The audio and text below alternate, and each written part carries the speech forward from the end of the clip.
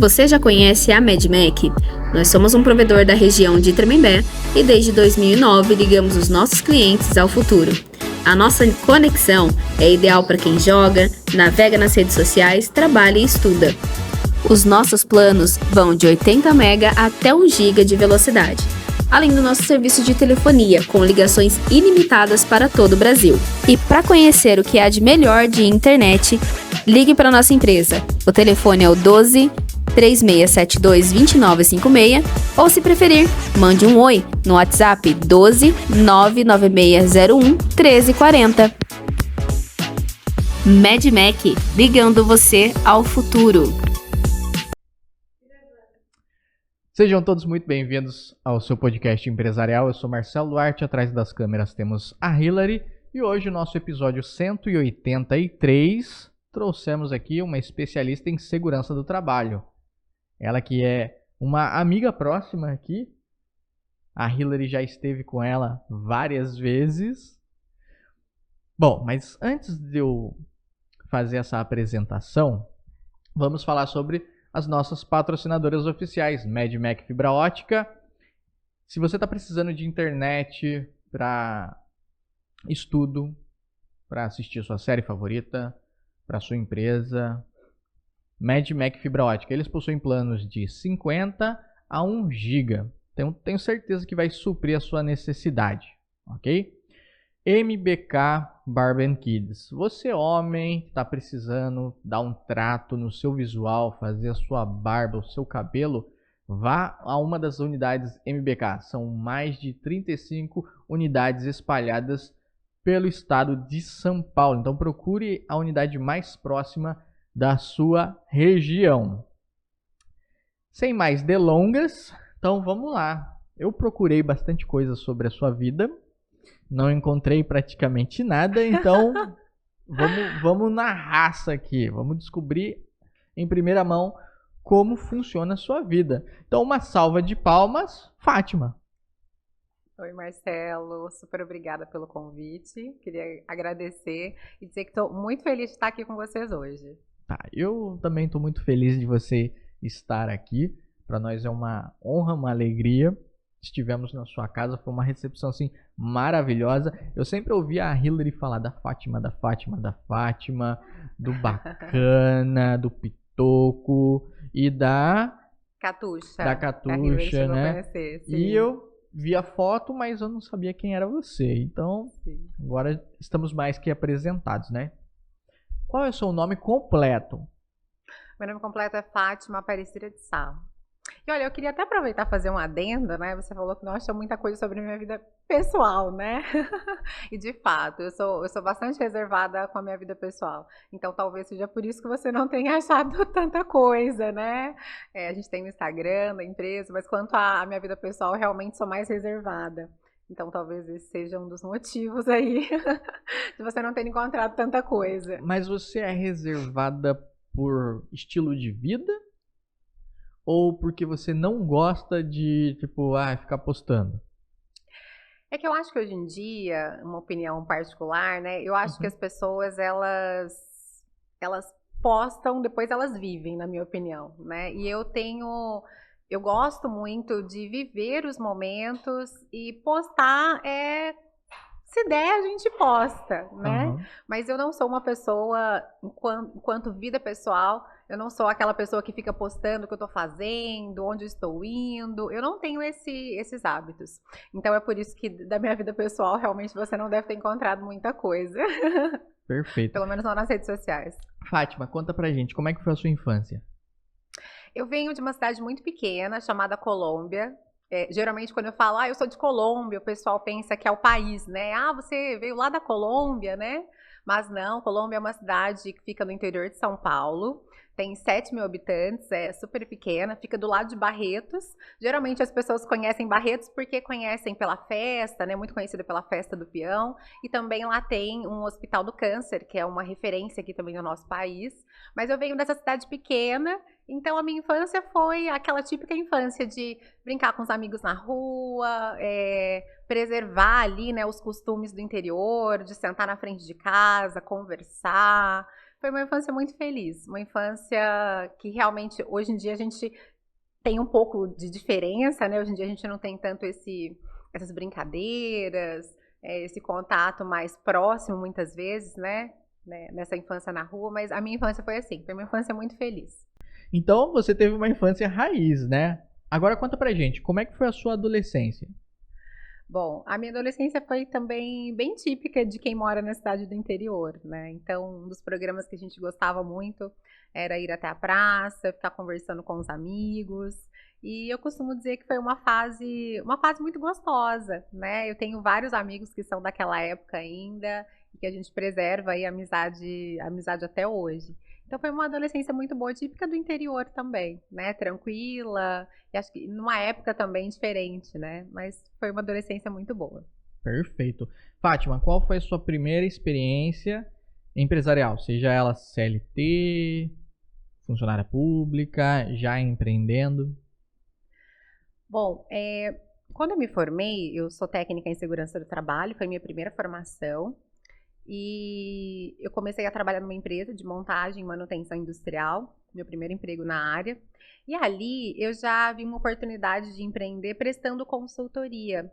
Então, no cenário onde eu estava, né, meu primeiro emprego foi numa usina de açúcar e álcool. Então, ali tinham várias empresas prestadoras de serviço. E, por vezes, elas precisavam, né, de um treinamento, elas precisavam que fosse elaborada uma documentação para poder entregar, muitas vezes, né, para a empresa contratante. Então, ali, eu já comecei a ver, desde o primeiro ano de formada, que era possível, né, empreender. Então, eu trabalhava como CLT numa empresa, mas quando surgiam essas demandas, eu me lembro até hoje do primeiro treinamento que eu dei, né, que eu ministrei, sendo CLT, e aí fui convidada a fazer um treinamento para uma empresa que estava precisando para falar sobre EPI. Era uma coisa simples, mas para mim era a primeira vez que eu estava fazendo, né, aquele treinamento que não fosse para a empresa que eu trabalhava. Então ali eu já comecei a perceber que era possível empreender. E foi assim que eu comecei, né, trabalhando como CLT, mas também prestando consultoria para essas empresas ali que precisavam dentro do ambiente que eu já estava inserida. Perfeito. E por que segurança do trabalho? Como é que você chegou nisso? Bom, na verdade, eu costumo dizer que quando a gente quando a gente é pequeno, né, criança muitas vezes, e as pessoas fazem aquela fatídica pergunta: o que você quer ser quando você crescer? Eu me lembro que eu sempre respondia que eu queria ser jornalista. Então, essa era sempre a minha primeira resposta.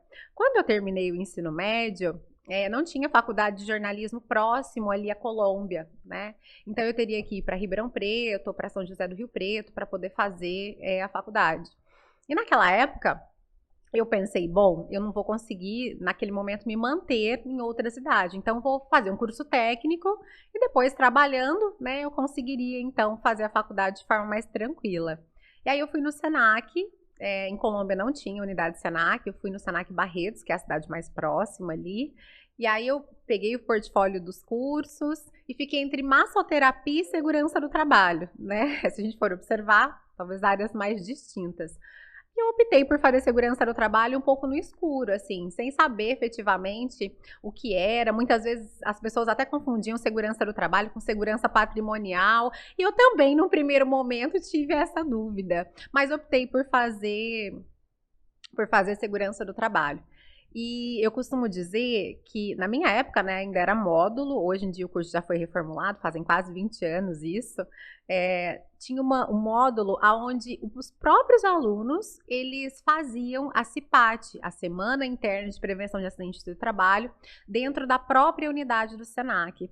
Eu, como naquela época era representante de sala, tive a oportunidade de fazer essa articulação, a gente conseguiu angariar um patrocínio, trouxemos fornecedores que fizeram exposição de equipamentos de proteção individual, então eu tive a oportunidade de fazer essa articulação. E ali eu percebi que eu podia aplicar aquilo que eu gostava de comunicação também na área de segurança do trabalho. Então, no último módulo, que quando a gente fez a CIPAT, eu tive certeza que eu realmente queria atuar naquela área. E daí, quando eu me formei, menos de 30 dias depois que eu já estava formada, né, já tinha terminado o curso, eu consegui meu primeiro emprego. Mas foi assim que eu entrei na área de saúde e segurança do trabalho. Foi meio que no escuro, né? Eu não sabia exatamente o que era, mas me apaixonei pela área. Você já estava como liderança, então você já era bem vista pelos seus colegas ali, né? Como que era para você estar frente a uma sala, liderando a sala? Eu me lembro que na época, quando eu teve a eleição, né, para representante de sala, eu sempre costumo dizer que o relacionamento ele é muito importante, né? Então eu sempre fui uma pessoa muito tranquila, sempre gostei de tratar as pessoas com cordialidade e fiz muitos amigos ali na minha sala também. Então quando surgiu a oportunidade de ser representante, foi meio que vai lá, Fátima. Então foi assim, e foi muito bacana a experiência, né? Porque você tem essa oportunidade de se conectar com outras pessoas, é desafiador também, né? Porque querendo ou não, você está sendo voz para os demais alunos, mas é uma coisa que eu gosto particularmente até hoje. Naquela época, acho que foi um empurrão para eu mesma poder me desafiar e ter essa experiência. Foi excelente. Na primeira empresa que você trabalhou, que foi de cana, né? Eu trabalhava no setor sucroalcooleiro, numa usina de açúcar e álcool, especificamente numa empresa de montagem e manutenção industrial. Tá, beleza. Então não tem nada a ver com cana.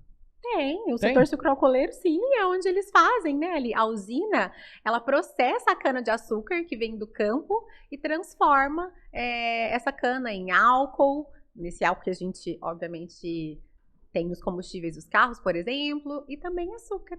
Perfeito, então eu tava certo no começo. Sim. Vamos lá. É uma fábrica, ela é pequeno, médio, grande porte? Grande porte. Grande porte. Então você já começou já num local privilegiado. E desafiador também, mas sim. Como foi para você estar já começando nesse patamar? Bom, eu costumo dizer que na área de segurança do trabalho, alguns anos atrás, é uma área de predominância, vamos dizer assim, masculina. Então, a grande maioria na empresa onde eu trabalhava, por exemplo, a gente chegou a ter 200 pessoas, né, trabalhando nesse local. E a grande maioria deles eram homens. Tinham muito poucas mulheres na área, se a gente for pensar 20 anos atrás. Hoje em dia, esse cenário já mudou, né? Hoje em dia, a gente vê muitas mulheres na área de segurança do trabalho. Nós temos turmas, inclusive, na escola onde eu dou aula, que tem mais mulheres do que homens hoje em dia. Mas naquela época, eu acho que estar num setor, que é um setor bastante desafiador, o ramo de montagem industrial também é um ramo onde você tem, eu costumo dizer que é muito diverso, né, e muito dinâmico, porque hoje você não tem nada e amanhã você já tem 2 torres montadas, amanhã você já tem uma estrutura metálica montada, então é muito dinâmico. Então o ritmo de trabalho e o nosso olhar precisa estar muito atento. Então eu costumo dizer que foi uma experiência bastante interessante. Quando eu comecei a atuar, eu não tinha alguém, por exemplo, na empresa que eu trabalhava, não tinha já outra pessoa do Departamento de Saúde e Segurança do Trabalho que pudesse me dizer: Fátima, vá por esse caminho, faça isso que vai ser mais fácil. Então, ali ainda não tinha alguém que tinha pavimentado esse caminho. Eu mesma que tive que recorrer aos meus professores. Eu até falo para os meus alunos hoje, falo, gente, sejam organizados, tenham um caderno organizado, porque isso me ajudou muito. Eu me lembro até hoje da primeira CIPA que eu montei, da primeira avaliação de agentes químicos que eu fiz, que foi justamente recorrendo aos meus professores, às minhas anotações e buscando conhecimento. Então, assim, foi muito desafiador, mas também foi um tempo que me forjou muito, que me fez crescer muito enquanto profissional e como pessoa também. Porque lidar com pessoas é dinâmico, é desafiador, né? E na empresa onde eu trabalhava, eu tinha muitas pessoas que já tinham 10, 15, 20 anos de empresa. Então, e eu era uma menina naquela época, né? Eu tinha 18 para 19 anos, então realmente foi bastante desafiador. Mas também foi um tempo que me forjou muito. Então eu costumo dizer que entrar nesse segmento, estar nesse segmento foi um privilégio, que com certeza me fez crescer muito enquanto profissional e chegar até aqui. Uma menina, vamos colocar desse jeito, entrando num setor predominância masculina, como que você fez para você passar autoridade? Porque pessoas que estão lá 10, 15, 20 anos, normalmente falar, mas eu fiz isso aqui sempre desse jeito, nunca precisei usar um EPI, por exemplo. E aí chega você e fala, não, ó, você tem que usar, você é desse jeito o protocolo e você tem que executar. Como foi para você pavimentar isso? Bom, eu acho que uma das principais coisas que me ajudaram muito nesse tempo foi ouvir. Então, nos primeiros meses que eu entrei na empresa, era tudo novo para mim, era equipamentos grandes, pesados, né? Peças, máquinas grandes. Me lembro que na segunda semana em que eu estava na empresa, a gente estava com um guindaste de 220 toneladas. Eu nunca tinha visto algo tão grande assim. Então, uma das coisas que eu fiz quando eu cheguei foi ouvir o trabalhador, entender, né, inclusive, o que ele já tinha de experiência, o que ele tinha de bagagem, porque todos nós trazemos uma bagagem, né? E isso é muito importante. E como eu, né, estava entrando no segmento, eu precisava realmente entender qual era o contexto em que eu estava inserida. Então, das principais coisas que eu fiz foi ouvir. E depois, quando a gente sai da escola, eu costumo dizer que a gente tem ali a teoria e a prática é o que vai fazer com que a gente vá se aperfeiçoando. Então, depois de conhecer o processo, como eu disse, né, anteriormente, a montagem de manutenção industrial, ela é dinâmica. Então, eu conheci ali como é que se faz a montagem de uma treliça, de uma estrutura metálica. Amanhã eles já estão montando um tanque. Aí eu preciso entender como é que é aquele processo. Então, é dinâmico. Mas eu acho que ouvir os trabalhadores e buscar conhecimento sempre, porque obviamente que se eu chegar para o trabalhador e disser para ele que é daquela forma, que ele precisa fazer uma linha de vida, instalar, que ele precisa ancorar o cinto de segurança, se eu não souber efetivamente, tiver propriedade daquilo, obviamente que em alguns momentos ele pode me questionar, mas quando você está seguro da técnica, daquilo que realmente precisa ser feito, e você utilizou inclusive o conhecimento que aquele próprio trabalhador faz, fica mais fácil. Então, aliado a isso, eu utilizei o ouvir, a técnica e também a postura. Como eu disse, eu era a única mulher, né? Naquela época, na obra toda, nós éramos, se eu não me engano, em 4 mulheres. Tá, né, quase 500 trabalhadores no total. Então era bastante discrepante, assim, né? Mas eu acho que a postura também é importante. Então eu sempre me portei como profissional. Eles sempre também tiveram muito respeito para comigo, acho que também em virtude da minha postura, né? Então acho que isso também é importante. E uma coisa que eu acho que agrega bastante é que quando você sabe o que você vai falar, você ouviu o trabalhador e você tem uma postura ética, uma conduta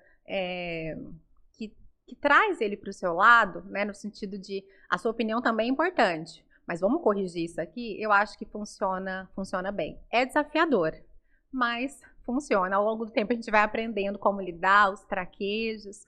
Então eu acho que foi assim que eu consegui superar esse desafio. Sensacional. Então você se considera um exemplo nesse segmento?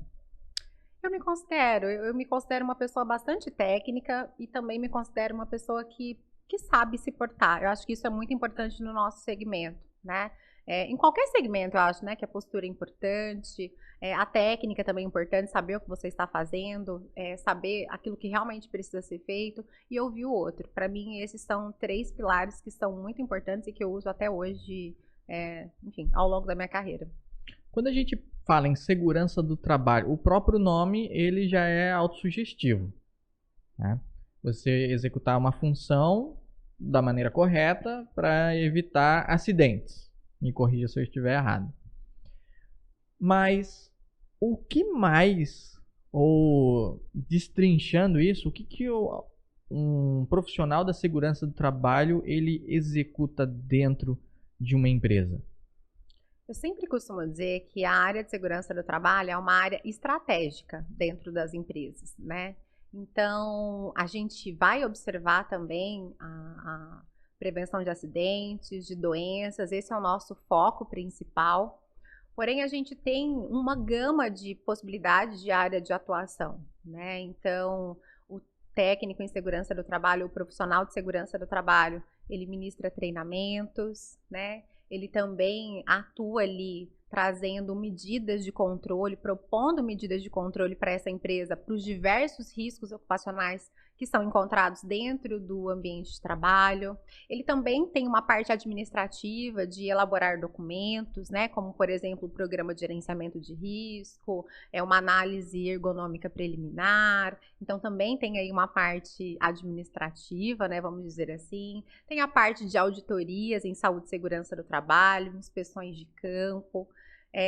Tem a parte também onde ele pode atuar com a parte de tributação, né? A tributação em saúde e segurança, que também é uma área que está bastante em alta, né? Dentro desse nicho, porque é aquilo que eu falo, né?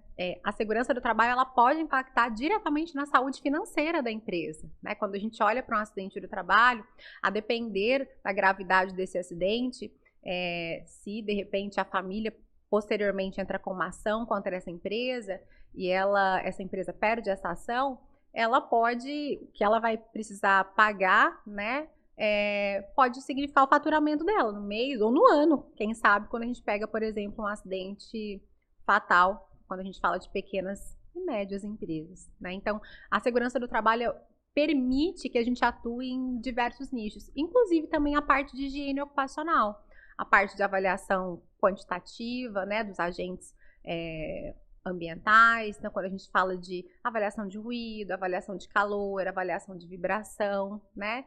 Tem também a possibilidade de você atuar fazendo gestão de terceiros, de empresas parceiras, empresas que são especializadas em gerenciar os prestadores de serviço de uma empresa. Então, essa também é uma possibilidade, né, de atuação do profissional de saúde e segurança do trabalho. Ele ainda pode atuar como assistente técnico em perícias de insalubridade, de periculosidade, também de perícias previdenciárias. Então, eu costumo dizer que é um leque, né? É um leque bastante grande que nós temos aí para o profissional de SST. Imagina só, tudo isso, 4 pessoas para 500. É realmente bastante discrepante, como você bem disse. Eu vejo que é fundamental realmente você ter uma pessoa assim, olhando para esses diversos setores, como você bem disse, impacta diretamente no financeiro, né? Um processo judicial ali, causa ganha, é um impacto muito forte, tanto financeiramente quanto no branding da empresa. Sim. A empresa fica marcada por causa daquilo.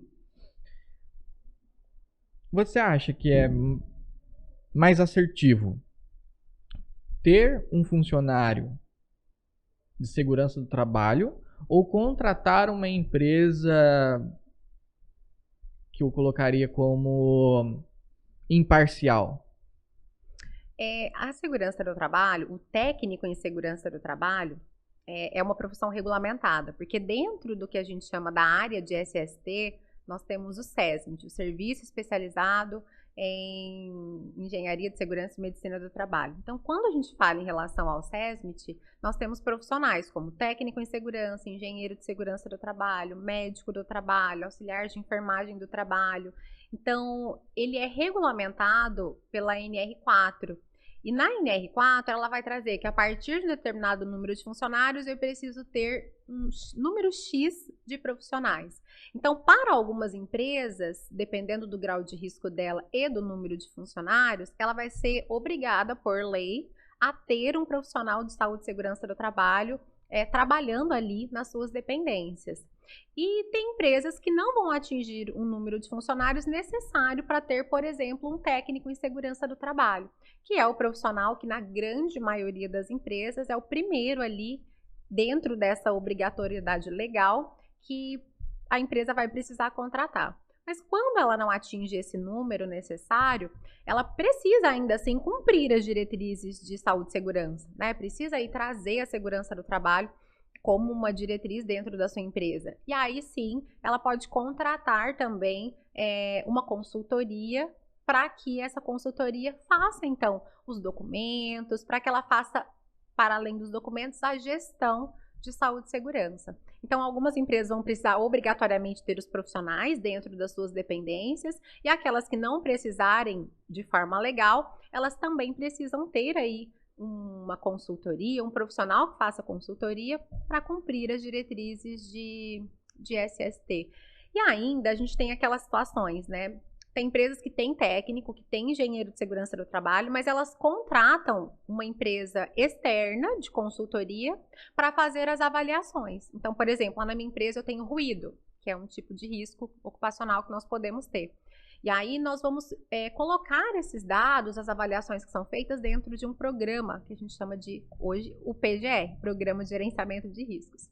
Mesmo a empresa tendo técnico, ela tendo engenheiro, ela contrata uma empresa que vai fazer esse programa e, consequentemente, também vai fazer as avaliações necessárias que vão ser inseridas ali dentro dessa documentação. Justamente para trazer aí, né, muitas empresas fazem essa contratação para trazer uma imparcialidade, né, para que essa empresa realmente possa ter ali os riscos identificados e que eles sejam ali pontuados de forma assertiva e que a empresa fique, então, responsável por prover ali, né, por implementar as medidas de controle necessárias. Então, tem essas duas possibilidades, mas tem uma atuação legal.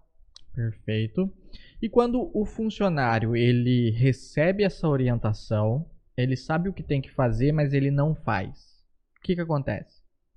Bom, a CLT, ela vai nos trazer que o funcionário, ele precisa cumprir as regras de saúde e segurança do trabalho. Inclusive, nós temos também diversas NRs que trazem aí, né, essa obrigatoriedade, as obrigações da empresa e as obrigações do trabalhador também. Então, ambos têm os seus direitos e os seus deveres. E uma das diretrizes é que o trabalhador, a empresa, ela precisa proteger esse trabalhador, mitigar os riscos que ele está exposto.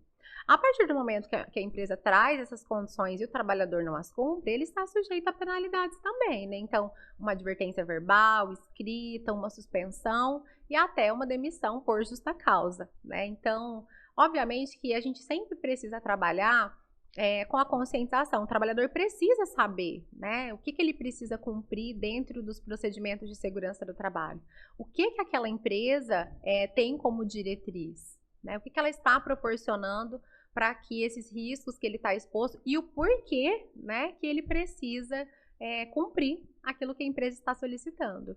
E diante disso, se isso não for feito, a própria legislação, a CLT e as normas regulamentadoras prevêem que ele pode, então, estar sujeito a uma penalidade, caso isso não ocorra. Porque conforme você foi falando, eu fui lembrando da época que eu trabalhava como marceneiro. E aí você foi falando e eu fui pensando assim, nossa, eu fazia tudo errado. Pra você ter uma ideia, eu acho que a única coisa que eu usava mesmo era o protetor auricular. Não usava máscara, era pó o dia inteiro. Não usava luva. Porque assim, eu usava a luva, eu não conseguia ter o manejo que eu teria sem a luva. Então eu ignorava a luva. Uhum. Na hora do intervalo eu dormia entre as chapas. Então, acima de mim tinha, sei lá, algumas centenas de quilos. Se caísse ali, já era. Sim. Nossa, fazia tanta coisa errada. E, detalhe, nós tivemos uma empresa que deu a palestrinha pra gente, falando, olha, vocês precisam usar. Quem disse que a gente fazia? Mas olha, você falou uma coisa interessante, porque assim, a própria legislação, ela vai nos trazer que você falou, eu usava o protetor auricular. Então, de alguma forma, você entendia que aquele ruído que estava ali presente estava incomodando, então precisava usar o protetor auricular para minimizar isso, né?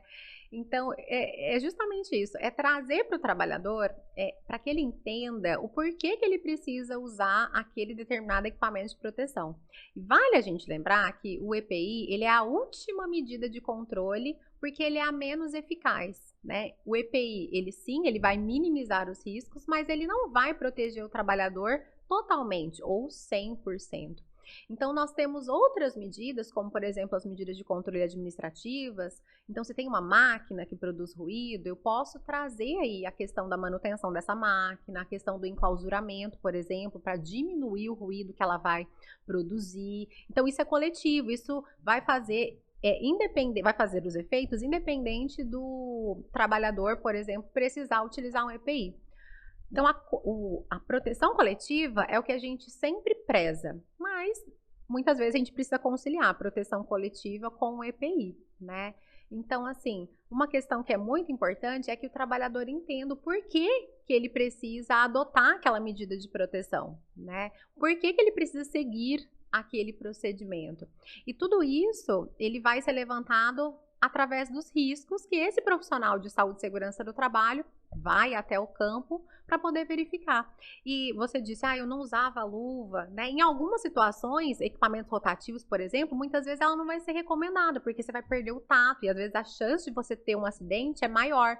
E a luva, muitas vezes não vai evitar que você tenha ali, que a sua mão seja, por exemplo, trazida ali pela máquina e você tenha um acidente de grandes proporções, né, ou grave. Então, essa análise, em conjunto com o trabalhador, inclusive, né, ela é muito importante. Por isso que o ouvir, para mim, é uma das premissas bastante importantes. Ouvir o trabalhador, entender como ele faz, porque ninguém vai saber o que você faz melhor que você, que é o especialista, né? Então, o profissional de saúde e segurança do trabalho, ele precisa ter esse feeling de conseguir conciliar a técnica que nós sabemos, mas ouvir o trabalhador, porque ele é quem sabe ali a forma como ele vai executar. E a gente vai ali alinhar para que essa forma seja segura, né? Então, esse é o nosso principal papel. Excelente. Então, talvez a empresa não tivesse executado dessa forma. Eu acho que se tivesse dessa forma seria mais interessante. Porque eu lembro, a gente estava montando uma CNC, um centro de usinagem, um monte de andaime, ninguém preso, e a gente lá, colocando tubulação a, sei lá, mais de 6 metros de altura. Um risco total. Sim. Depois que você... E pergunta, você saiu dessa empresa, você continua prestando serviço para ela? Eu comecei nessa empresa como técnica em segurança do trabalho. Depois de 3 anos, eles me convidaram para assumir a parte de supervisão. Então, a empresa naquela época prestava serviço em vários estados do Brasil, então tive a oportunidade de trabalhar em diversos segmentos, sucroalcooleiro, como eu falei, que foi o que eu comecei, mas também tive a oportunidade de trabalhar em papel e celulose, construção civil, então eu acabei ampliando aí, né, o meu leque de atuação. Naquela época, então, eu viajava bastante, né, devido às demandas da empresa. E aí, 3 anos depois, eles me convidaram para assumir a parte de supervisão, como eu disse, né, anteriormente. Naquela época, não tinha um departamento de saúde e segurança do trabalho formado.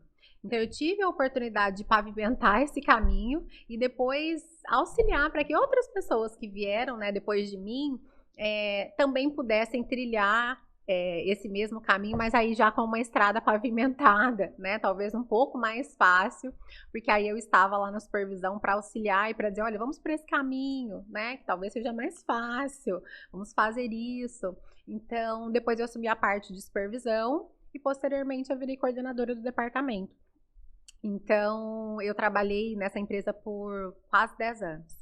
Foi uma escola, né, como eu digo para mim, assim, foi onde eu aprendi muito, tive muitas oportunidades, conheci muitas pessoas e foi um tempo muito precioso, assim, de aprendizado. Sem dúvida foi um tempo que me forjou bastante, porque é diferente, né, a visão do técnico e a visão do coordenador, às vezes o técnico ele vai entender ali daquele ambiente onde ele está, né, daquele local de prestação de serviço, e o coordenador ele já precisa ter uma visão macro. Então, isso ampliou demais, assim, o meu leque, as pessoas com quem você fala, os locais em que você vai, né, eles também são diferentes, as reuniões em que você participa. Eu me lembro muitas vezes de participar de reuniões gerenciais, e E eu pensar, nossa, né, como é que eu vou falar? Como que eu vou falar com essas pessoas? E muitas vezes eu particularmente não tinha esse preparo, então isso me forjou demais. Foi uma época em que eu, sem dúvida, estudei muito e aprendi muito, né? Mas foi um tempo muito precioso. Porque você tá viajando, então são culturas diferentes, são trejeitos diferentes. Você tá falando com a classe operária, é um diálogo, uma forma de se conversar. Você está à frente a um CEO, você está apresentando um projeto para os executivos, é outro tipo de linguagem. Então, para você se adaptar a isso aí, como que você fez? Bom, nessa época, desculpe, nessa época, eu tinha 23 anos quando eu assumi um cargo de liderança. Então, para mim, foi assim, eu era muito jovem, né? Foi um desafio. Mas eu sempre costumo dizer que quando você tem um propósito, quando você estuda, eu acho que a gente consegue superar, né? Então, o que eu fiz foi me preparar ouvindo pessoas que já tinham passado por esse processo de alguma forma, né? Na empresa em que eu estava, não tinha essas pessoas ainda, e então eu fui buscar essas pessoas. Conversei muito com os meus professores, né? Hoje eu sou professora também, então quando um ex-aluno vem me procurar e vem me perguntar, professora, eu estou passando por uma situação assim, eu me identifico tanto, porque foi uma ação que eu também fiz lá atrás, né? De perguntar, e por isso que eu acho super válido, né? Enquanto docente também auxiliar nessa questão. Então, o que eu fiz foi buscar pessoas que já tinham passado por esse caminho. E eu tive, assim, nessa época, eu estava buscando, já enquanto coordenadora, eu estava buscando uma empresa para poder fazer uma parceria para a direção defensiva. E eu conheci uma pessoa que é um grande amigo até hoje, né? O nome dele é Ângelo, e ele também é terapeuta. E nessa época eu comecei a fazer terapia. Então, uma das coisas que me ajudou respondendo a sua pergunta, fazer terapia também, né? Eu acho que o autoconhecimento, ele também nos ajuda muito para quem tem um cargo de liderança ou para quem está assumindo um cargo de liderança. O nos conhecer também ajuda muito a entender quais eram os pontos que eu precisava melhorar, né? A entender também quais eram os meus pontos fortes e acreditar nesses pontos fortes, porque afinal de contas eu só tinha chegado em cargo de liderança devido aos resultados que eu já tinha apresentado antes enquanto eu era técnica. Então, acho que se conhecer, o autoconhecimento, ele é muito importante. Nessa época eu conheci o Anjo, comecei a fazer terapia, isso me ajudou muito. Foi uma das coisas que me auxiliou e me sustentou também nesse tempo de transição mesmo, né? Porque aí, como você trouxe, as mesas mudaram, né? As mesas em que eu passei a sentar, elas mudaram. E eu também precisava mudar de alguma forma, né? A técnica, ela é muito importante, mas a gente também não pode esquecer as relações humanas que fazem tão parte, né, desse processo. Então, o que eu fiz foi buscar realmente mais conhecimento e buscar me conhecer melhor também. E sem dúvida, a terapia foi uma das coisas que me ajudou nesse processo. Eu sou muito grata também ao Ângelo naquela época, nós somos amigos até hoje, mas é uma pessoa que eu considero demais, e ele fez boa parte aí, né, desse processo me auxiliando. Realmente, eu também sou fã do autoconhecimento. Sempre que possível eu faço algum curso. Quando a gente aprende a olhar como as pessoas funcionam, como nós funcionamos, fica muito mais fácil para a gente externalizar aquilo que a gente precisa para a pessoa, de uma forma que ela entenda, de uma forma que não sofra ruído na comunicação, porque é fundamental isso. Você está falando da segurança de uma empresa, de pessoas, de vidas, e se elas não entendem o que você está falando, ou você acha que ela entendeu, ou ela acha que entendeu o que você disse e não aconteceu, provavelmente acontecerá algo não tão agradável. Depois que você saiu de lá, o que você foi fazer? Bom, aí foi quando eu fui dar aula. Foi quando eu comecei a atuar como docente e também comecei a atuar de forma mais objetiva na consultoria. Então, quando eu saí da empresa, né, começou a ter aquela queda, né, produtividade no setor sucroalcooleiro. E aí eu acabei buscando outras oportunidades, mandei um currículo, né, para a empresa que eu trabalho hoje também como CLT, era uma vaga para docente, e dar aula sempre foi uma coisa que eu quis muito, né? Eu tive a oportunidade de dar aula depois de um ano e meio de formada, tive o convite de uma escola, mas eu achei que eu não tinha tanto repertório ainda, né, para poder trazer ali as experiências, mas que exemplos que eu vou falar para esses alunos, né? Esse era o meu pensamento. E aí eu não aceitei esse convite naquela época. E aí depois, quase 10 anos depois, eu tive a oportunidade, passei no processo seletivo e tive então a oportunidade de começar como docente. Nessa época também foi quando eu consolidei a consultoria, né, no sentido de, não, agora vamos formalizar isso. Então, quando eu saí de lá, eu fui dar aula, que hoje, né, eu sempre falo que é um propósito. Eu tenho muito orgulho em poder auxiliar na formação de outros profissionais técnicos, trazer um pouco dessa experiência, dessa bagagem que eu tenho hoje. Eu acho isso gratificante. E também a consultoria, eu acho que ela amplia ainda mais o seu leque. Enquanto coordenadora, eu tive a oportunidade de conhecer vários segmentos, mas na consultoria a gente conhece da micro, da média, da grande empresa. Então, assim, amplia muito o nosso rol de atuação. Então, o que eu fiz depois foi dar aula e consolidar a consultoria. Interessante. Com uma trajetória tão até então, né? E você olhar e falar, será que eu consigo? Ao ponto de você rejeitar? Eu acho isso interessante. Isso porque você já estava fazendo terapia. Você já estava se conhecendo. Mas aí você chega e descobre mais uma camada de bloqueio ali. Tipo, será que eu tenho, como você falou, repertório suficiente para passar para outras pessoas ao ponto delas sentarem para me escutar, para aprender comigo? Beleza, você se tornou docente. Isso. Você está docente. Qual é o maior desafio que você enfrenta atualmente? Bom, eu acho que quando a gente olha para a docência, eu acho que é muito dar aula, como eu falei, para mim é um propósito. Mas a gente precisa observar também que é uma via de mão dupla, né? Então eu acho que um dos desafios que a gente enfrenta é justamente que o aluno, por exemplo, ele não é só aluno, ele é uma pessoa, né? E essa pessoa, ela tem desafios também. Às vezes ela não teve um dia tão legal em casa, às vezes no trabalho, nós, né, temos alunos que saem do trabalho, vão direto para a escola. Então, são os desafios do próprio dia a dia mesmo. Às vezes o aluno está mais cansado, assim como qualquer ser humano, né? Mas eu acho que são desafios que a gente pode transpor. Eu não vejo, assim, além dessa questão, um grande desafio. Eu costumo dizer que quando a gente quer, a gente vai lá e a gente faz, né? Que eu costumo falar para os alunos, gente, a gente está cansado, vocês estão mais cansados, tudo bem, né?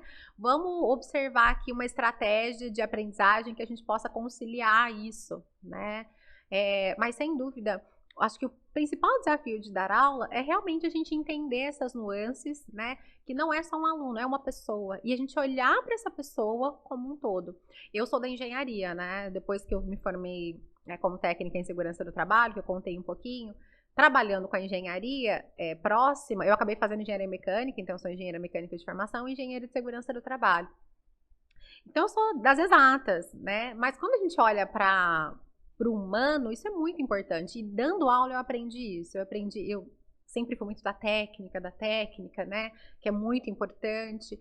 Mas eu acho que dar aula, para mim, foi um desafio no primeiro momento de entender mais, ser mais humana, né? E eu acho que isso, com certeza, também, o dar aula me forjou muito nesse sentido. Me tornou uma pessoa mais humana, em olhar também para o outro de forma diferente, em relação à questão da sua aprendizagem, que cada um tem o seu tempo, né? Então, eu acho que esses também são alguns desafios. E, sem dúvida, realmente olhar para o outro, para o aluno, como um ser humano. Isso é um desafio quando a gente olha, né, para a educação. Eu trabalho numa instituição que, graças a Deus, tem uma diretriz assim, muito importante em relação a essa questão, muito aberta. Então, eu acho que isso facilita um pouco também. mas eu acho que me forjou muito e a técnica é importante, mas olhar para o ser humano como um todo também é. Treinou hard skill e agora tá treinando a soft. Exato. Perfeito. Temos aqui perguntas. Perguntaram curiosidades sobre o seu trabalho e casos desafiadores na sua área de atuação. Casos desafiadores, curiosidades. Bom, eu também atuo hoje como perita judicial, né? Então, o perito é aquele que é nomeado pelo juízo para verificar um local de trabalho. Eu atuo principalmente nas perícias de insalubridade, periculosidade, perícias previdenciárias. Então, eu já fui a lugares que eu também não imaginei, né? Nessa trajetória. Então, por exemplo, já fiz perícia na penitenciária, já fiz perícia no cemitério. São lugares um pouco inusitados, assim. Que rolê né? aleatório. Mas lá tem trabalhadores, né? Na penitenciária tem trabalhadores que executam atividades, que estão expostos a riscos. No cemitério, da mesma forma, né? Tem trabalhadores que executam atividades lá. Então, essas acho que são algumas das particularidades aí, né? Eu acho que, sem dúvida, são lugares que trazem e fazem com que a gente tenha um olhar diferente, né? Eu também não sabia como que era lá, né, o processo, por exemplo, do coveiro. Eu fui aprender quando eu fui identificar ali, né, fazer as análises. Então, foi bem interessante. E tem um desafio que me marcou muito. Foi na época que eu era técnica ainda. Eu trabalhei com um supervisor que ele era muito difícil, assim, supervisor de produção mesmo, né, de obra, assim, no caso. Era uma pessoa que já vinha de muitos anos de experiência, e eu, como eu disse, naquela época eu estava começando, né? Eu me lembro que a gente estava montando um tanque de álcool, que é um tanque onde são armazenados, né? Armazenado álcool, que é produzido pela usina, e o pessoal precisava executar uma atividade de trabalho em altura. E naquela época, as condições ali não eram as ideais. Então, o meu papel era justamente identificar ali quais eram as situações que a gente precisava melhorar, as medidas de controle. Mas, para ele, aquilo não era importante naquele momento. E eu me lembro que eu fui falar com ele. Eu me lembro que ele gritou comigo lá no meio da obra. Ele começou a gritar. E eu, naquele momento, eu fiquei paralisada. Eu não falei nada para ele. E os trabalhadores estavam vendo, obviamente, né? Então, eu me lembro que ele falou. Eu parei, não falei nada, virei as costas e voltei para o escritório. Aí me lembro de fazer um e-mail informando o que estava acontecendo, porque ele, obviamente, queria que a atividade prosseguisse, e informei para a diretoria. Mas aquela foi uma situação bastante desafiadora para mim, porque num primeiro momento, o meu intuito era rebater. E aí, muito provavelmente, a gente ia entrar numa discussão que não nos levaria, muito provavelmente, a um resultado satisfatório para todos, né, naquela situação. Então, esse foi, assim, me marcou muito, porque ele gritava muito. E eu não estava acostumada num ambiente como aquele, não estava acostumada com aquela situação, né? Então, eu me lembro que esse foi um primeiro desafio que me marcou demais. Depois, eu mandei o e-mail, a direção interviu, e depois de um tempo ele não estava mais trabalhando conosco. Mas, assim, mais uma vez, são as pessoas, né? Como lidar com as pessoas, quais são as respostas e quais são as perguntas que a gente faz também, né, diante desses desafios. Então, naquele dia, eu me lembro que eu repensei, falei, meu Deus, será que realmente é isso que eu quero para mim? Porque às vezes a gente faz essas reflexões, né? Eu me lembro que aquela foi uma das primeiras vezes que eu perguntei, será que realmente é isso que eu quero para mim, né? De lá para cá, obviamente, isso já faz bastante tempo, eu estava começando na área nessa época, e foi uma coisa que me marcou demais. Outros desafios já vieram, mas esse foi, assim, um dos que eu falei, bom, aqui eu vou precisar saber como me portar, né? E é um desafio muito grande, porque você não está acostumado a lidar com pessoas gritando. Eu, particularmente, não estava, né? Não era algo que eu estava acostumado a lidar. Porque a partir do momento que a pessoa sobe o tom de voz, ela já está perdendo a razão dela. Eu acredito dessa forma. Se você tem total controle daquilo que você está fazendo, não tem por que você subir o tom de voz. E você teve muito controle emocional ali, para você saber exatamente a melhor forma de lidar com a situação. Você voltar, colocar por escrito, né? o certo a se fazer. Um trabalhador, um colaborador não está agindo de forma adequada, joga para supervisão, joga para diretoria, para o CEO, sei lá para quem, joga para cima, para a pessoa resolver. Porque que nem você falou, se você ficasse batendo boca ali com ele, o que ia mudar? Não ia mudar nada, né? Até a percepção dos pares ali, falar, ela tá desceu do salto ali. E não, se manteve no salto. No caso era da bota. Da bota. Tirou a bota, jogou a bota no cara. Não. Certo. Você tem a consultoria, certo? Sim. Vamos para esse lado agora. Então você estava funcionária e agora você está empreendedora. O que mudou na sua mente de... Bom, agora eu tenho a minha empresa.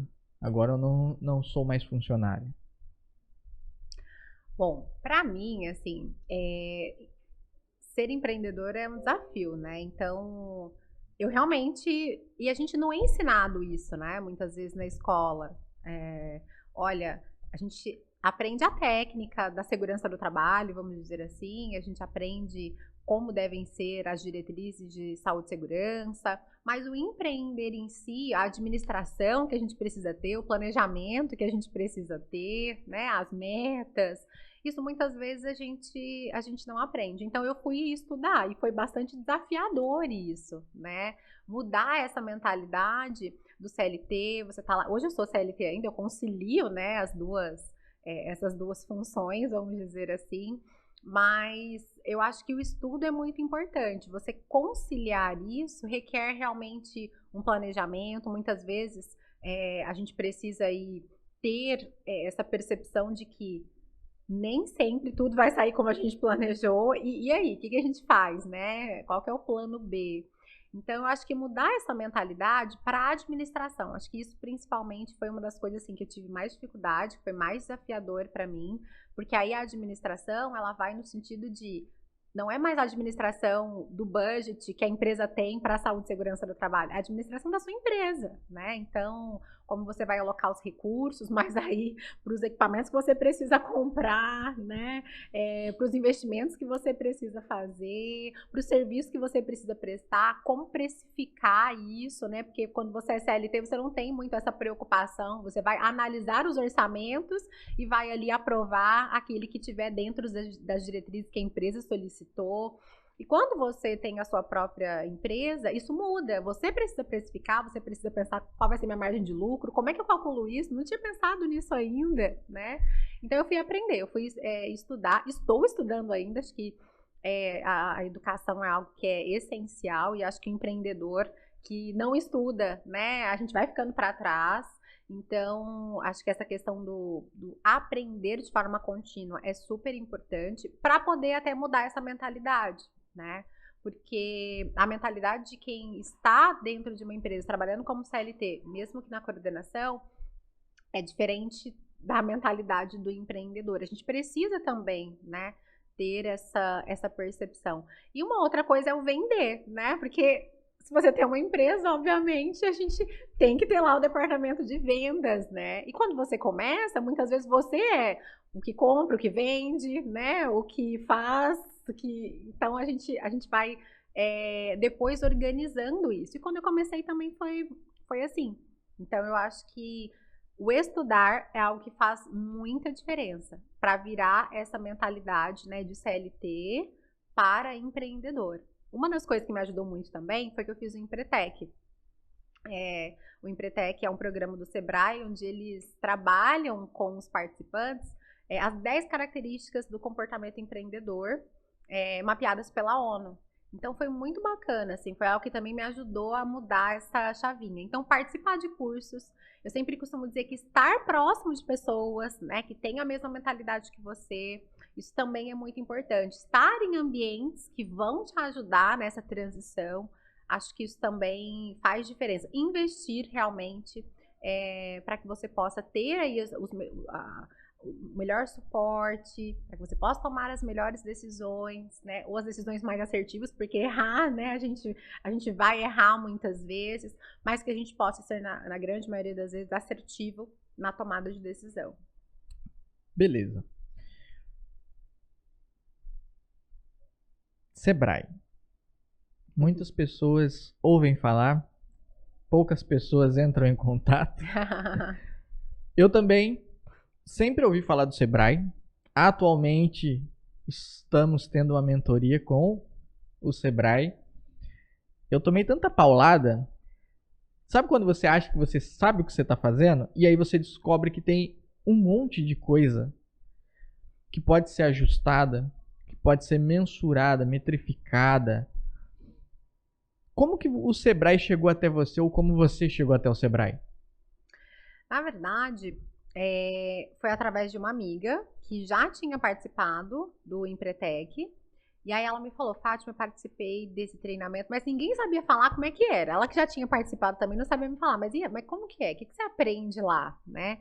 Ninguém sabia me falar exatamente como que era. Todo mundo falava, olha, você precisa vivenciar para você poder saber como é que é. Olha, você precisa fazer, não tem como te falar, mas é uma imersão. E de fato né? De fato é uma imersão mesmo. Foram 6 dias, que pareceu 6 meses. Mas eu cheguei no Sebrae através dessa amiga mesmo. Foi ela que me trouxe. Depois eu fui procurar, né? Fui conversar com outras pessoas que me trouxeram, que era importante, que fez diferença. E aí foi quando eu fui buscar também o Sebrae para me ajudar, né? E participar do Empretec fez sim diferença nessa trajetória. Atualmente, na sua empresa, é só você? Sim, sou só eu tenho uma estagiária também e eu faço parceria com outros profissionais, então não tenho, digamos, técnicos que são contratados da minha empresa. Nas demandas, eu faço parceria com outros profissionais técnicos, engenheiros, né? E aí a gente faz essa parceria e atende as demandas da empresa. Perfeito. Então, atualmente, quais são os portes de empresa que você atende? A gente atende desde o MEI até empresas de médio e grande porte. Então, eu sempre costumo dizer que o leque ele é grande, assim, né? De possibilidades de atuação e de nossa atuação mesmo nos dias atuais. A gente atende desde a pequena empresa até a grande empresa. Interessante. E quais são as fontes de captação da sua empresa? Olha, eu sempre costumo dizer que a principal fonte de captação hoje é a indicação, né? Assim, você prestou serviço para uma empresa e ela foi lá e te indicou um cliente. Então, essa é uma boa fonte de captação que nós temos hoje. Mas, além disso, a gente também tem o nosso Instagram, @saocupacional, né? Onde lá a gente posta também um pouquinho da rotina, né? Mas eu costumo dizer que hoje em dia, basicamente, os nossos clientes vêm pela indicação de outras pessoas que já fizeram serviço conosco. Interessante. Você, como docente, você que tem uma expertise já de anos, você já chegou a fazer algum curso? Você gravar um curso? Ensinando outras pessoas? Olha, ainda não. Mas é uma possibilidade, né? Mas tá aí uma coisa interessante. Porque, o know-how você tem. Tem um monte de gente aí que tá precisando aprender, tá sedento por conhecimento. Da mesma forma que você busca conhecimento, então aí, uma nova fonte de captação para você, hein? Lançamento de infoproduto, uma mentoria, palestra. Porque você já deu palestra, né? Sim. Várias vezes. Sim. A mentoria eu faço mentorias individuais, geralmente para pessoas que estão começando, né, na área de perícia. Esse é um serviço que nós oferecemos. E os cursos que nós damos são treinamentos na área de saúde e segurança do trabalho também, mas não são infoprodutos, são treinamentos presenciais. Isso. Esse está dentro do portfólio da nossa empresa. Tipo um workshop? Nós temos treinamentos que são regulamentados, ou seja, que a legislação traz que aquele trabalhador, para executar aquela determinada função, ele precisa ter. Então, por exemplo, nós damos treinamento de CIPA, tem empresas que precisam ter a Comissão Interna de Prevenção de Acidentes e Assédio, então nós damos treinamento de CIPA, treinamento de máquinas e equipamentos, então treinamentos também de ergonomia, então são treinamentos regulamentares, mas não são, como diz, não são infoprodutos, né? São treinamentos presenciais. Certo? Então, para quem está começando, você falou que você dá orientação para quem está começando, né? Vamos deixar o povo com um gostinho de quero mais, né? O que essas pessoas irão aprender? Na mentoria para perícias, uma coisa que eu sempre costumo dizer que é o nosso diferencial é que justamente eu costumo tratar aquilo que é a dor do mentorado. Porque geralmente quando o mentorado me procura, muitas vezes ele já começou, teve a primeira nomeação pela vara, mas não sabe o que fazer. Então, o que eu faço? Eu dou todo esse suporte, com inclusive modelos de documentos que ele vai precisar peticionar, com orientações sobre como se portar, sobre como planejar a realização da perícia, porque muitas vezes uma dor cheguei lá na perícia, vou fazer o quê? O que eu vou perguntar? Né? Se as pessoas me responderem isso, o que eu vou fazer? Como é que eu faço para poder ir lá no campo? Precisa ir? Não precisa fazer vistoria de campo? Então, eu trabalho com eles a parte de como elaborar o planejamento dessa perícia. Então, aí a gente consegue identificar através do estudo do processo, explico também como fazer, né, esse estudo do processo, os pontos chaves que você precisa avaliar. Então, na mentoria, eu costumo dizer que é justamente ali aquela alavanca que você precisa para deslanchar, né, nas perícias de insalubridade, periculosidade, previdenciária. Então, é justamente esse planejamento para que você consiga trabalhar o antes de realizar a perícia, o durante e também o depois, até a entrega, que eu costumo dizer que a perícia não termina depois que você entrega o laudo, muito pelo contrário, né? Porque depois que você entrega o laudo ainda podem ter os quesitos, né, suplementares ou complementares. Então, eu ensino todo esse passo a passo. E para quem está antes, não tive nomeação ainda, mas quero, por exemplo, ser um perito ou um assistente técnico, né, em perícias, eu trago aí esses caminhos também sobre como obter sua primeira nomeação, como buscar empresa, né, para realizar assistência técnica. Então, a gente traz aí esse passo a passo. E aí tem encontros presenciais comigo, que geralmente duram 1 hora, onde a gente tem um formulário prévio que esse mentorado preenche, até para a gente poder entender esse contexto, quais são as dúvidas, as dores, se ele já tem nomeação, se ele está buscando nomeações ou assistências. E aí, posteriormente, a gente faz esses encontros presenciais. E eu costumo dizer que o diferencial é isso, é trabalhar naquilo que você realmente tem dúvida. E também trazer as possibilidades, porque às vezes tem situações que eles nem imaginam que podem atuar e que podem. Perfeito. Então, vamos lá para essa câmera aqui. Você aspirante ou você que já está na área, mas quer dar aquela aperfeiçoada, dar aquele ajuste fino, já sabe quem procurar, certo? Fátima, em relação à parte de feiras, você frequenta feiras? É importante, não é? Qual é a sua perspectiva de feiras? Olha, eu acho que é sempre importante a gente estar em ambientes que vão nos agregar valor. Então, feiras, workshops, congressos, eu acho super importante a participação. Inclusive, agora em agosto vai ter o Congresso de Higiene Ocupacional, que é uma das áreas em que eu atuo, né? Da Associação Brasileira de Higienistas Ocupacionais, a BHO, da qual eu também, inclusive, sou membro efetivo, então a gente vai estar lá em São Paulo participando também. Eu acho super válido, né? Eu acho que, querendo ou não, o ambiente que nós estamos, ele vai nos moldar aí, né? Para que nós sejamos mais assertivos ou não, né? Para que a gente possa evoluir também ou não, para mudar a mentalidade ou não. Então, acho super válido você participar de eventos, estar próximo realmente de pessoas e de ambientes que vão te agregar de acordo com o propósito que você tem. Então, sempre que a gente pode, a gente investe na participação, sim, de eventos que são muito importantes. Perfeito. Você falou que você atende presencialmente, certo? Você atende Brasil todo, somente São Paulo, Vale do Paraíba? Como que funciona? Hoje a nossa situação está em São Paulo e no Vale do Paraíba. Perfeito. Então, agora vamos para curiosidades aqui. Temos aqui pergunta. Momentos que você parou e viu, meu Deus, eu não acredito que isso aconteceu. Eu não acredito que isso aconteceu. Ahn,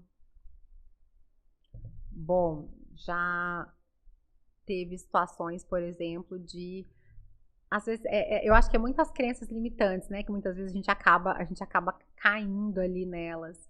Mas eu me lembro que quando eu fui, antes da minha primeira nomeação, quando eu fui, eu mesma estava buscando as minhas primeiras nomeações, por exemplo, como perita, há alguns anos já atrás. Eu me lembro até hoje da minha primeira nomeação e me lembro da sensação. Porque às vezes a gente tem a percepção de só lembrar de coisas ruins, né? Mas exercitar também o lembrar de coisas boas. Então eu me lembro também até hoje da minha primeira nomeação, de qual foi a sensação, consigo lembrar disso perfeitamente e também consigo lembrar da sensação de quando eu cheguei nas 500 nomeações. Fazer esse paralelo, que legal, né? Que bacana que isso aconteceu. Então acho que é uma das coisas. Nas suas horas vagas, o que você gosta de fazer? Eu gosto de estar com a família, né? Antes eu tinha 3 pets, né? Agora eu tenho 2, uma delas se foi. Mas eu gosto de estar muito com a família e adoro ler. Então, quando eu tenho algum momento livre, né? Eu gosto de estar com a minha família, estar próximo dos meus e de ler. Gosto muito. Perfeito. Uma curiosidade sobre você. Eu canto. Essa também é uma das. Eu lá atrás, né, quando eu tinha 12 anos, eu fazia parte do coral da igreja. E essa, enfim, eu sempre gostei de música, né? E aí tive a oportunidade de fazer parte do coral. E eu acho que a gente, né, ainda falando, né, em relação à questão do empresariado, acho que a gente precisa ter realmente esses hobbies, né? Às vezes a gente fica tão focado na questão trabalho, né, que é super importante, mas eu sempre acho também uma das coisas que me ajuda enquanto empresária também é ter esses momentos de lazer, né? Às vezes a gente pega lá o teclado e vai, né? Acho que é muito bacana. Então, uma curiosidade é que eu canto. É bom, eu também gosto de cantar, não tenho tanto traquejo, mas a Hillary sabe, quando eu tô trabalhando, quando eu tô editando lá, eu coloco um som e aí eles que aguentem. Então essa é uma curiosidade da vida pessoal. Uma curiosidade da vida profissional é que eu participei da montagem da primeira caldeira de leite fluidizado do Brasil, na cidade de Olímpia, São Paulo. Foi um desafio, assim, muito grande, né? Mas foi algo que me forjou também, algo muito enriquecedor. Foi um tempo muito precioso também, ali na cidade de Olímpia, e que sem dúvida trouxe para mim também, agregou muito na minha vida profissional. Perfeito. Um sonho pessoal? Um sonho pessoal? Olha, ultimamente eu tô pensando em ser mãe. Esse seria um sonho pessoal, ainda não é algo que está concretizado, né? Que está consolidado, mas tenho pensado nisso. Um sonho profissional? Um sonho profissional? Acho que levar a minha empresa e a segurança do trabalho para o Brasil inteiro. Perfeito. Aonde você se vê daqui a um ano? Daqui a um ano? Nossa, eu me vejo ampliando os meus negócios, né? Nós temos metas, o empresário não vive, né? Sem objetivo, sem meta. Então, nós temos metas aí para o próximo ano de ampliação do negócio e é isso. Cumprir essas metas. Perfeito. Fátima, você tá frente ao espelho agora. Você tá se vendo. Você vê aquela menina que saiu da Colômbia, cidade da Colômbia, veio pra cá, enfrentou bastantes desafios, trilhou um caminho, pavimentou a estrada para muitas outras mulheres e homens a trilharem esse caminho. Está docente, transmitindo conhecimento, cuida muito bem dos seus pets. Qual é a perspectiva que você tem de você? Eu acho que de uma pessoa realizada e que está se realizando, né? Eu tenho muito orgulho da minha trajetória, então se eu estivesse de frente para o espelho, eu diria que orgulho da sua trajetória. E que bom que você está se tornando uma pessoa melhor. Porque eu acho que é isso. Acho que tanto na vida pessoal quanto na vida profissional a gente vai evoluindo. E eu acho que é sempre esse agradecimento por quem a gente já é, porque a gente se tornou, e também pela evolução que ainda está por vir. Para você, o que é o sucesso? Sucesso para mim é deitar no travesseiro e poder dormir tranquila. Isso é sucesso para mim. Sua perspectiva sobre o dinheiro? Dinheiro é o meio, não é o fim. E é consequência do trabalho. Certo. Qual é o impacto social do seu trabalho? Acho que transformar vidas, garantindo que essas vidas possam voltar para os seus lares e conviver com as suas famílias. Isso para mim é algo que é muito importante. Uma mensagem que você queira deixar para quem está assistindo, vai assistir ou ouvir esse podcast? Acho que nunca desista dos seus sonhos, né? Nunca deixem de sonhar, tanto sonhos profissionais, pessoais, né? Acho que isso é muito importante. Então, sonhem alto e lutem para alcançar. É possível. Show de bola. Eu agradeço primeiramente a Deus por ter colocado uma pessoa sensacional aqui à minha frente, uma CEO maravilhosa. Agradeço a Hillary que fez essa ponte entre nós, né? Sim. Minha esposa aqui sempre nos ajudando. Agradeço a você. Parabéns por ter ficado até o final. Eu tenho certeza que a sua vida foi transformada assim como a minha. Não se esqueça de curtir, comentar, compartilhar, se inscrever no canal, ativar o sininho de notificações. Sempre que trouxermos alguém gabaritado aqui, você poderá receber esse conteúdo, absorvê-lo e, óbvio, fazer networking, que é uma das coisas que a gente mais ama. Seus agradecimentos? Bom, eu queria agradecer demais vocês, né, a Hillary também pelo convite, você por ter topado aí também, e eu adorei participar, foi leve, foi divertido também, né, relembrar algumas coisas, e realmente só tenho a agradecer. Obrigada mesmo, foi ótimo. Para fechar, uma última perguntinha. Por que participar de um podcast? Bom, eu acho que hoje em dia não tem como a gente fugir das redes, né, das mídias. Eu acho que o podcast ele auxilia para ampliar essa voz, né? Então o objetivo é realmente levar essa mensagem, contar um pouco dessa história para outras pessoas e como você trouxe, que a gente possa aí auxiliar, né, na transformação de outras vidas também que vão ouvir esse podcast. Perfeito. Senhoras e senhores, vamos para a central aqui. Senhoras e senhores, um beijo no coração, fiquem com Deus e até a próxima.